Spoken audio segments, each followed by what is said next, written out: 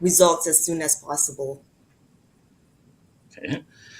Sounds good. Finally, the screen is working for the four panelists, so this should make life easier for us. And probably in Zelani, it's because Explaining, giving ideas. And one of the people in the conversation said, it is not easy to run a country, Maria. So if you were the president, that in and of itself will be a deterrence. So if we were truly interference by the executive and the legislature, then have an independent judiciary. That is the Kenya that we want. A Kenya that will be able to enforce the good laws that we have. A Kenya that we know when people are brought to court, they will actually face justice.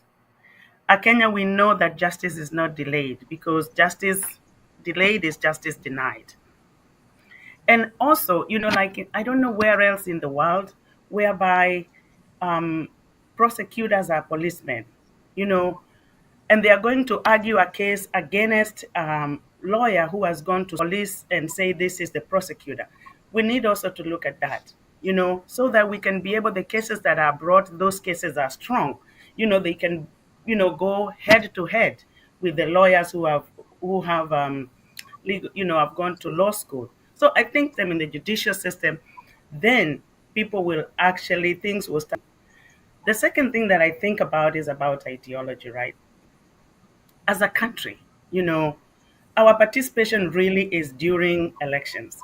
And after elections, we are gone.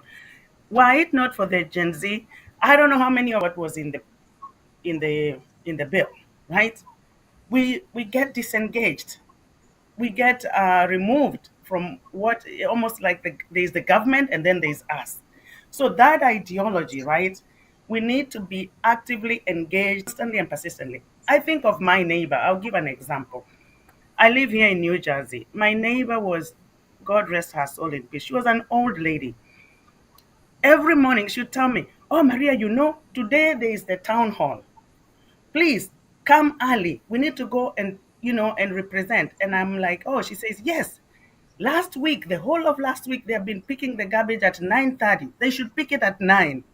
I'm like, oh, okay. Slow down, lady. They picked it at 9:30. They should pick it at 9. So that engagement, this is our Kenya. This is our country. Being engaged, not only at the time of elections. And then we need to also accept and have a conversation. Every time we talk about corruption, I think, where does really our corruption stem from? Please, I bring you something. I give you something. If you do something, I give you something. That is how we are, we have lived. That's our culture. But we have to talk about, how do you separate that? Do this for me. I think the last thing I would like to add is, really, we need to make political and top government offices unattractive. Right now, if you want the best job in Kenya, you become a politician. That's what I can contribute, that I have lived outside, I have seen something different. The mayor of my town is a part-time teacher in the local school. We can't afford a full-time mayor. We cannot pay a mayor.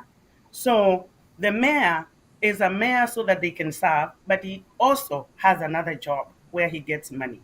So we have to make these political offices and top government officials very unattractive, so that the intent of you going there is really to serve, not to make money. And I think, those are some of the ideas. I feel very passionate about them. I could go on and on, how we can try to make people not be bought in, sell out, co-opted, infiltrated, become clapping hands. That's another whole topic about the church, clapping hands on the side. But for now, let me good. give everybody else a chance to say something. Thank you, Maria. By the way, those are very interesting points. Just a recap of what you just said here for those ones. Because now we are live on Facebook, we are live on Twitter, we're also live on YouTube. So again, for those ones who are joining us, the best way to do this, you can go ahead on our Facebook page on KDL TV. Please subscribe. That way you have all the updates right on your social media platform. But the key point here, Maria is talking about the judicial system. And by the way, the legal environment in Kenya. And again, like I said, I just came back from Kenya, and quite frankly, the legal system, I can't. I'm not ashamed to say this on camera, it's at best pathetic. And really, we really need to dive into that. And I appreciate you talking about the idea of ideology. That's important. Again, we'll dive into that when we get into the discussion good governance and government structure. But of most interesting on your end, Maria, I like that argument where you're talking about making those top government officials unattractive. I didn't think of that until this moment, but I think it does make sense because, in part, when you look at some of the political leaders in Kenya, quite frankly, the behaviors at a national level is so unfortunate, so sad, especially for those of us watching from a distance. Sometimes you want to cry. You can't even imagine that those are the kind of leaders leading our nation today. But again, thank you for your contribution, Maria, as I bring in Dr. Robert Yuri. Dr. Robert Yuri, yes, we're talking about this. The Gen Zs are in the streets. The emotions are very high. The diasporians, of course, keyed on their smartphones and laptops and all that good stuff.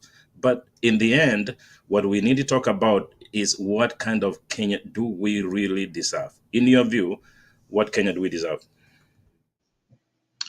Thank you, Dr. Okari, and before me, thank you, Dr. Maria, for those sentiments.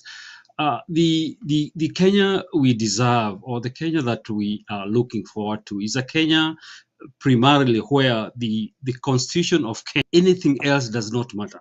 If the rule of law is not supreme, then anything else does not matter. So I agree concurrently in making sure that we follow our constitution, because that is what binds us all together.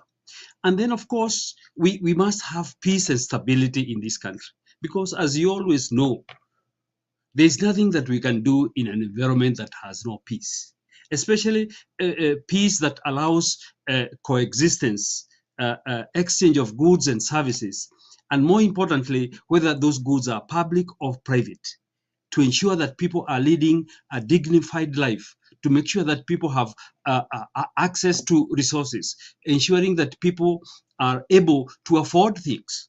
Now we have an education system where people are going through the education system, and at the end of it are lacking jobs.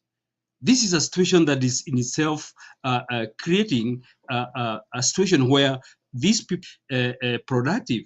And that is why we are saying we have to look at this holistically.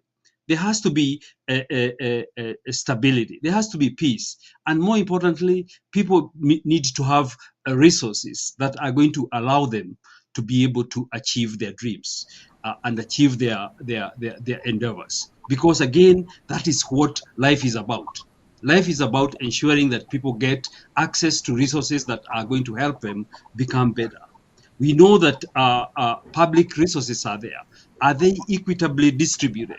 Are there areas of our country where people are not getting an opportunity?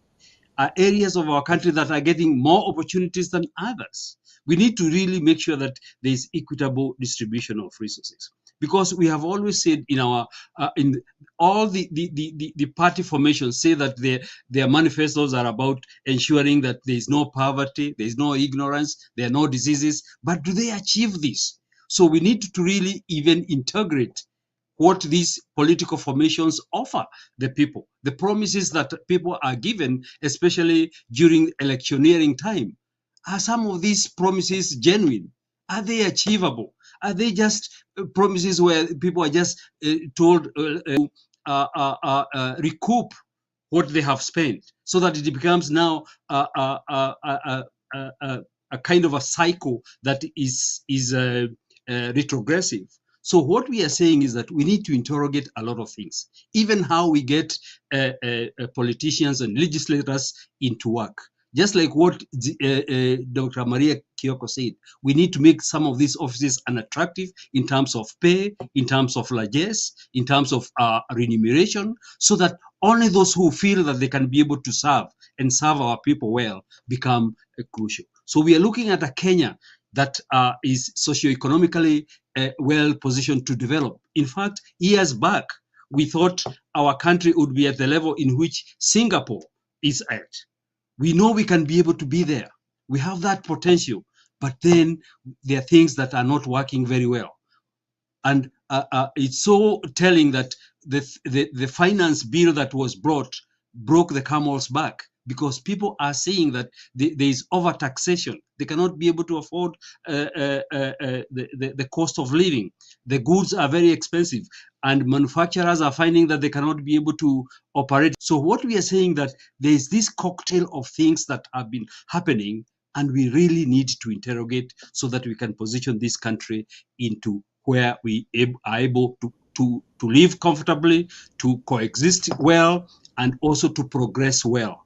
And I think these are doable. This is a country that has a lot of potential if people can be able to come together and really work this out. I thank the Gen Zs for really saying enough is enough and ensuring that now we can be able all to be at the table. And if the table is not going to be there for everyone, other people are going to make their own tables. Yeah? So that is why we are saying we must all come together to formulate this on a Kenya that we deserve. Thank you. Thank you, Mr. President Rambashu. Very eloquent report, and I appreciate the way